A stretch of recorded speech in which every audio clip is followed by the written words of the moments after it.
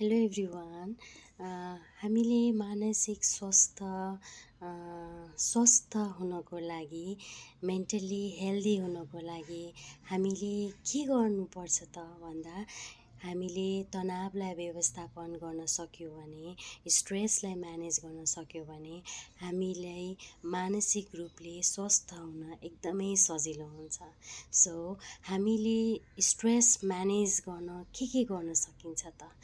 Simple, एकदमै free, हाम्रो वरिपरि अनि हामीले गर्न सक्ने कुराहरू, सानो सानो कुराहरू जस्तै जब हामीलाई तनाव हुन्छ, तपाईँहरूले पानी पिउन सक्नुहुन्छ। पानी पिउँदाखेरि बिस्तारै पिउन सक्नुहुन्छ। लामो लामो सास फेर्न सक्नुहुन्छ सुस्केर हाल्दै। अनि निलो आकाशलाई हेर्न सक्नुहुन्छ। आफ्नो वरिपरि के छ यसो हेर्न सक्नुहुन्छ।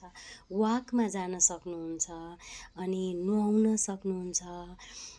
बाटामा पानी राखेर, चिसो पानी राखेर खुट्टा डुबाउन सक्नुहुन्छ।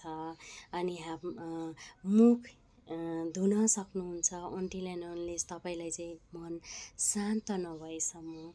अनि गीत सुन्न सक्नुहुन्छ। अनि नाच्न सक्नुहुन्छ।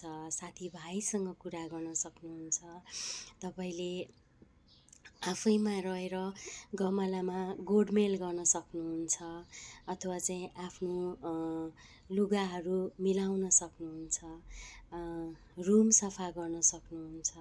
जसले गर्दा चाहिँ हाम्रो स्ट्रेस अथवा तनावलाई चाहिँ एकछिन भए पनि हामीले स्पेस दिन सकिन्छ। यो एक्टिभिटिजहरू गरेर, यो क्रियाकलापहरू गरेर चाहिँ हामीले अलिकति चाहिँ आफ्नो स्ट्रेसलाई, आफ्नो स्ट्रेसको भावनाहरूलाई, आफ्नो तनावको भावनाहरूलाई, स्ट्रेसको इमोसन्सहरूलाई अलिकति स्पेस दिन सकिन्छ यो एक्टिभिटिजहरूद्वारा। जस्तै स्पेस दिएपछि चाहिँ अलिकति आफूलाई चाहिँ सजिलो हुन जान्छ।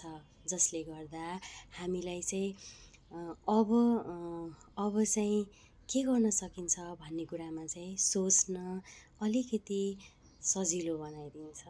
Thank you everyone.